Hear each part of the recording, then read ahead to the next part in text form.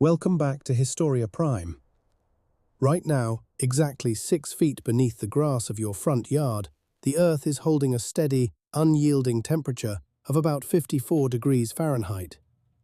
While your furnace screams and fights to lift the freezing 15-degree winter air up to a livable 68 degrees, the ground beneath your feet is already holding 54 degrees, absolutely for free. That temperature gap, that struggle between the bitter cold of the atmosphere and the warmth of your living room, costs the average homeowner roughly $1,100 every single year. And yet, the simple plastic pipe required to close that gap costs less than a single month of those utility bills. As the planet warms and our cities strain under the weight of their own design, glass towers trap sunlight, turning themselves into greenhouses, while sealed interiors choke off natural airflow. In the summer of 2021, a 1,000-year heat dome consumed vast swathes of North America. Temperatures peaked at an apocalyptic 49.6 degrees Celsius, or 121 degrees Fahrenheit, in British Columbia. As the days grew hotter, the demand for air conditioning soared, stocks sold out, power grids were pushed to the brink of collapse, and hundreds of people tragically lost their lives. We have become entirely dependent on machines for our survival, but it wasn't always this way. For thousands of years, ancient civilizations thrived in the most brutal, unforgiving climates on Earth, without a single drop of refrigerant, without a single electrical wire, and without paying a dime to a utility company. They knew a secret written into the very soil of the Earth, a secret that can cut your heating and cooling costs by 30 to 60%. By the end of this journey, you will understand the forgotten physics of subterranean thermal management. You will learn how to harness it yourself, turning your own backyard into a massive thermal battery for under $2,000. And most importantly, you will discover the unsettling truth about why a $240 billion heating and cooling industry, alongside rigid government building codes, made sure this ancient survival technology remained buried. This is the story of the Earth Tube, and this is how you take your independence back.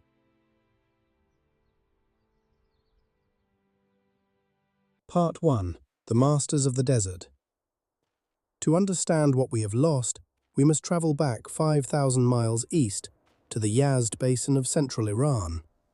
Imagine standing in the heart of the Persian desert centuries ago.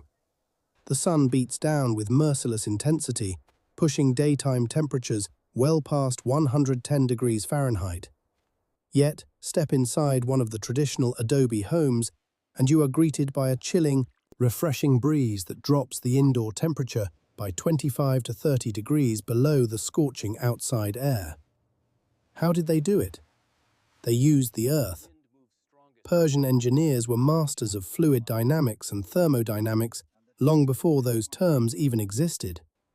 They built qanats, hand-dug underground water channels running up to 100 feet below the surface and stretching for tens of miles.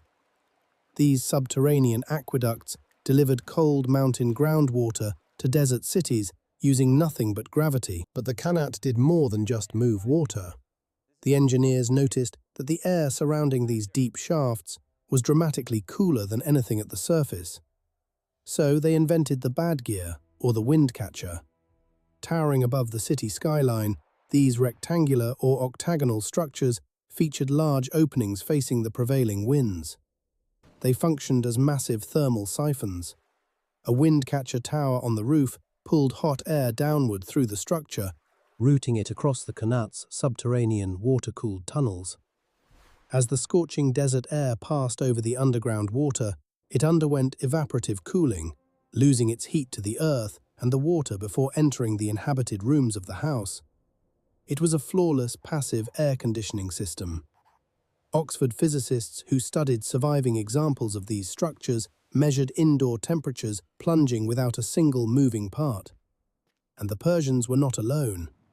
Across the globe, humanity survived by seeking refuge in the thermal mass of the planet. In Egypt, short wooden prisms called malkafs captured the breeze, routing it over indoor fountains called salsabiles to cool the air through evaporation. In the arid American Southwest, the ancestral Puebloans built their communities into the sides of south-facing cliffs. Their thick adobe walls absorbed the intense heat of the day, radiating it into the home during the freezing desert nights, while the overhanging cliffs provided critical shade during the summer. In ancient Rome, engineers utilized the hypercaust system, pumping hot air from wood furnaces beneath elevated stone floors, creating the world's first radiant heating networks. There is even a functioning community today in the hills of southern Tunisia called Matmata. 2,000 people live in homes carved horizontally into the soft rock of the plateau, organized around central pits that are 20 to 30 feet deep. The surface temperature swings from below freezing in winter to over 110 degrees in summer. But inside those ancient dwellings, the temperature holds remarkably steady between 65 and 68 degrees all year round. No heating, no cooling, no energy input at all. UNESCO recognized this 1,000-year-old community as a place that solved climate control with a shovel and simply never stopped. These ancient architects possessed a profound ecological intelligence. They did not try to conquer nature with brute force and burning fuel. They listened to the earth. They understood that the ground beneath our feet is the ultimate protector. So, what exactly is the science behind this magic? Why does digging a hole in the dirt fundamentally change the temperature of the air? Part 2. The physics of the subterranean battery. We often think of the ground as just dirt, rocks and mud. But in the eyes of a physicist, the Earth is a thermal battery. This is not a metaphor.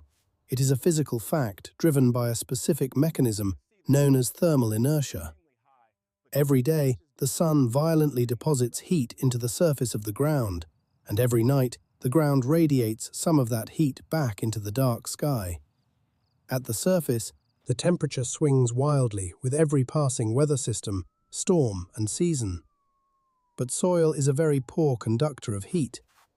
It acts as a low-pass filter for ambient temperature signals, dampening those high-frequency daily shifts and creating a massive phase lag for seasonal cycles.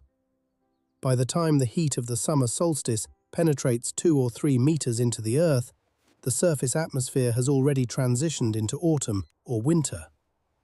Because of this delay, by the time you dig 6 to 10 feet down in most parts of North America, the temperature barely moves at all. It simply sits at the mean annual temperature of whatever climate is above it, fluctuating by only 2 or 3 degrees, 12 months a year. In Boston, for example, the ground at 10 feet holds a steady temperature of between 50 and 53 degrees Fahrenheit. It does not care if a polar vortex has dropped the surface air to -10 degrees in January, or if a brutal heat wave has pushed it to 95 degrees in July. That subterranean zone represents a 50-degree heating advantage in the dead of winter and a 43-degree cooling advantage in the peak of summer, sitting right beneath every residential lot in the city, doing absolutely nothing. This brings us to the modern marvel known as the earth-to-air heat exchanger, or simply the earth tube. The engineering is breathtakingly simple. You bury a standard, durable pipe, typically made of high-density polyethylene or smooth PVC, ranging from 4 to 8 inches in diameter, about 6 to 10 feet below grade. You run this pipe in a trench for 50 to 200 feet beneath your yard before bringing it into the house. One end connects to a screened exterior air intake above the ground, and the other end connects to your home's ventilation system. Let us look at how this changes your survival dynamic. It is the middle of January. A blizzard is raging outside. The air is a bone-chilling 15 degrees. Your home's ventilation fan kicks on. It pulls that freezing 15-degree air into the intake and draws it through 150 feet of buried pipe. The pipe is surrounded by thousands of tons of soil, sitting at a cozy 52 degrees. As the air travels through the dark, silent tube, thermal conduction takes over. The heat from the earth transfers through the walls of the pipe and into the airstream. By the time that air reaches your basement, it is no longer 15 degrees, it is 48 degrees. Your furnace, instead of having to lift the air temperature by 53 degrees to make your house comfortable, now only has to lift it by 20 degrees. You have just eliminated roughly 60% of your heating load before the furnace even fires a single time. In the summer, the process reverses perfectly. Blistering 95-degree air enters the intake. It travels through the cool underground pipe, shedding its heat into the massive thermal sink of the earth. It exits into your living room at a refreshing 65 to 70 degrees. You are getting 25 to 30 degrees of raw, natural pre-cooling without a compressor, without toxic chemical refrigerants, and without the massive electrical draw of an AC unit. You are cooling your home for the cost of running a small fan. Every peer-reviewed scientific study on this technology finds the exact same range: a 30 to 60% reduction in energy required for heating and cooling. The lifespan of these buried pipes exceeds 50 years. They have no moving parts to break down. They will be silently conditioning your air long after your expensive mechanical furnace has rusted out and been replaced twice. This is the ultimate survival tool. It is decentralized thermal security. If the power grid goes down during a deadly winter storm, or if rolling blackouts hit during a summer heat dome, a home equipped with an earth tube and a low-wattage, battery-powered fan will remain a safe, habitable sanctuary. You become resilient to fuel price shocks and infrastructure failures. So, if the physics have been proven for millennia and the energy savings are undeniable, we have to ask the most important question of all. Why hasn't any building code in America ever mentioned it? Why isn't this standard in every home built today? Part 3. The Great Suppression. Why the industry hides the truth. To understand why earth tubes are a fringe concept in North America, you have to follow the money. The global heating and cooling industry, HVAC, is a $240 billion market. Every single dollar of that staggering fortune depends on mechanical systems running continuously inside buildings. The industry's revenue streams rely on three pillars: equipment sales, maintenance contracts, and massive energy consumption. An air conditioning unit requires chemical refrigerants, complex compressors, and regular servicing by certified technicians.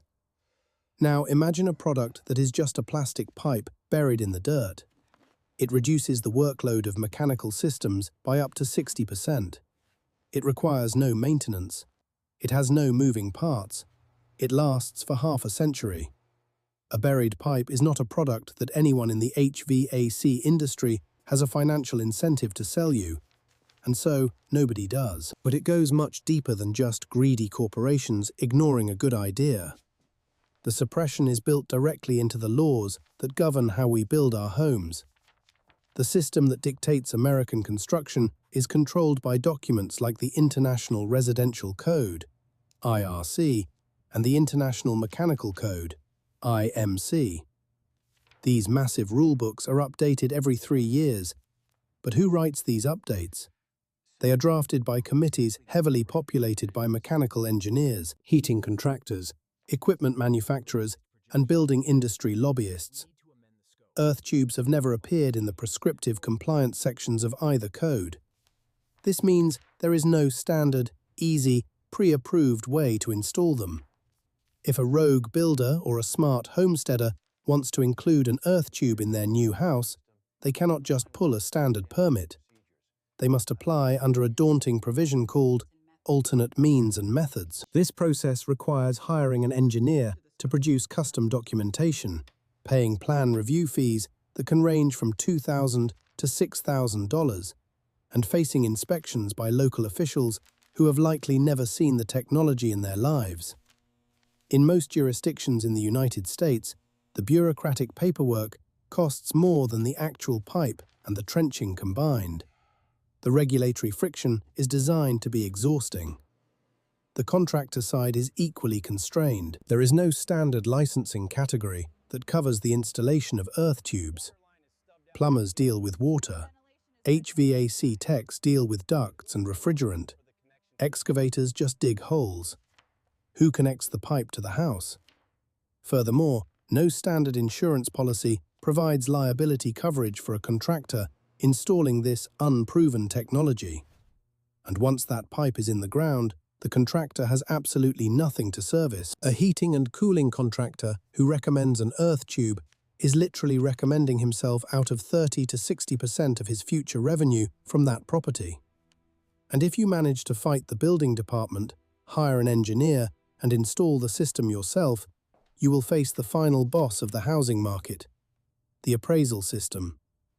When you go to sell your home, an appraiser calculates its value based on comparable sales in your neighborhood. Because the system has been suppressed for so long, no previous transaction has ever established a market premium for a buried pipe that saves the homeowner $800 a year. A homeowner who spends $4,000 on an earth tube system, a system that will pay for itself 5 times over in its lifetime, cannot recover a single cent at resale because the real estate market mathematically has no way to see it. There is no grand, smoke-filled room conspiracy here. No one explicitly banned earth tubes. It is simply a structural lock-in. We have a code that never included it, contractors who lose money if they sell it, and an appraisal system that cannot count it. The result is completely indistinguishable from an outright prohibition. We also suffer from a psychological disease that architectural experts call innovationism, the technocratic assumption that new, highly complex technologies are inherently superior to ancient, simple ones. We will gladly invest millions of dollars in research to make an air source heat pump 5% more efficient, but we completely ignore the 50% energy savings of burying a pipe in the yard because it seems too low-tech or primitive. But while North America remains trapped in this mechanical illusion, the rest of the world is waking up.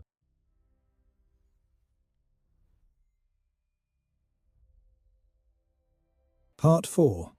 The Myths, the Monsters, and the Modern Revival.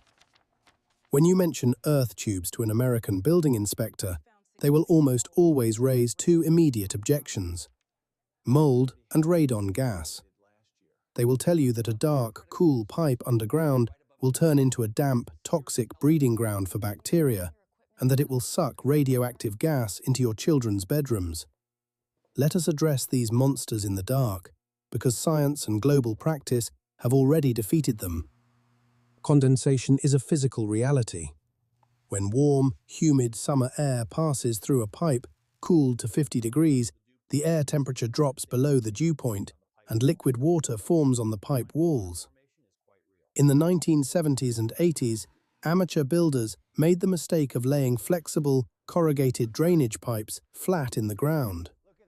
Water pooled in the ridges, the air stagnated, and yes, mold grew. But modern engineering solved this decades ago. European installations that have been running flawlessly since the 1990s use a very simple fix: slope. By installing smooth-walled, high-density polyethylene pipe on a slight 1 to 3% downward grade, all condensation gravity drains into a designated soakaway pit or a sealed condensate pump. The pipe remains clean. In fact, rigorous scientific studies conducted on properly sloped earth tubes have revealed something astonishing. The cool, damp walls of the pipe actually act as an air scrubber. The research demonstrates that the airborne concentration of viable spores and bacteria actually decreases after the air passes through the underground pipe system. It literally makes the air safer to inhale. What about radon? Radon is a colorless, odorless, radioactive gas that decays from uranium in the soil. It is the second leading cause of lung cancer, and it is a serious threat. If you use perforated pipes that have holes in them, you will indeed suck radon directly from the earth into your home. But again, the solution is standard practice. Modern earth tubes use solid-wall, fusion-welded, or tightly gasketed pipes that are completely impenetrable to soil gases. Furthermore, by using an intake fan to push the air into the house, The system creates positive pressure inside the pipe and the building, physically preventing radon gas from seeping in through foundation cracks. While America makes excuses, the technology is scaling massively elsewhere. In Coober Pedy, a mining town in the brutal South Australian outback, surface temperatures reach a lethal 122 degrees Fahrenheit. So, 60% of the town's 3,500 residents simply live underground.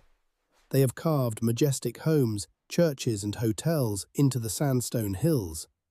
Without a single air conditioner, their living rooms hold a constant 72 degrees year-round. The earth does all the work. In Germany, Switzerland and Denmark, earth tubes have been written into official building energy guidelines since the 1990s. The European ventilation standard includes specific, prescriptive provisions for pipe sizing, burial depth and drainage. It is not experimental there, it is just how smart buildings are built. The renowned passive house movement, a rigorous voluntary standard for energy efficiency, frequently utilizes earth tubes to precondition air for their mechanical ventilation heat recovery systems.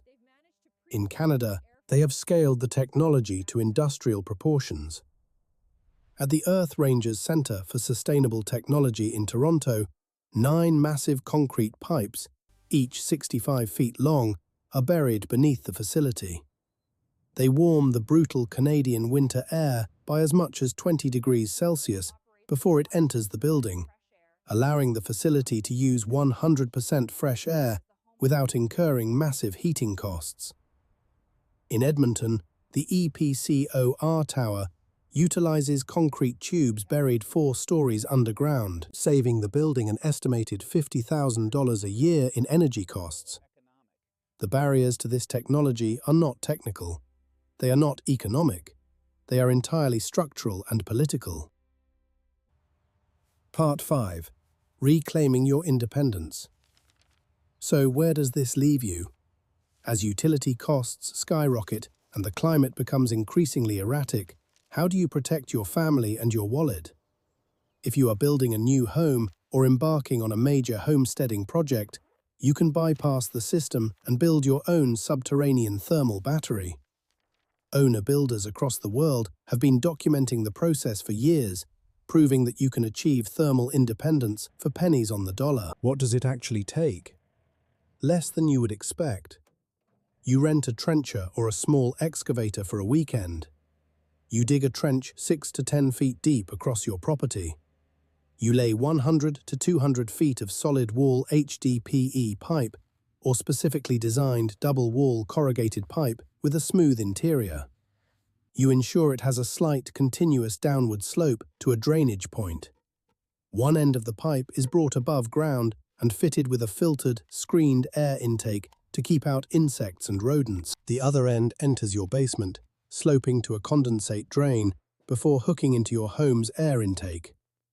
You backfill the trench, tamping the soil firmly to ensure excellent thermal contact between the earth and the pipe. The total cost for materials and equipment rental? Usually between $800 and $2,500. The performance?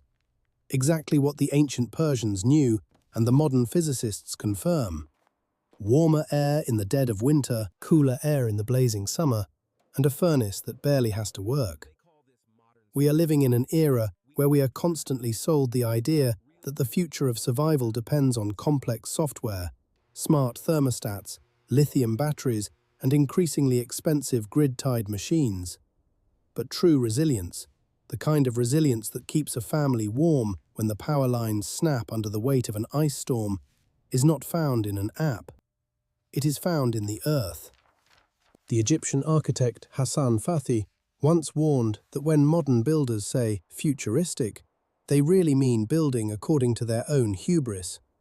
He resisted the drift toward global sameness, arguing that dropping glass and concrete boxes into the desert and forcing them to stay cool with massive refrigeration was a fool's errand.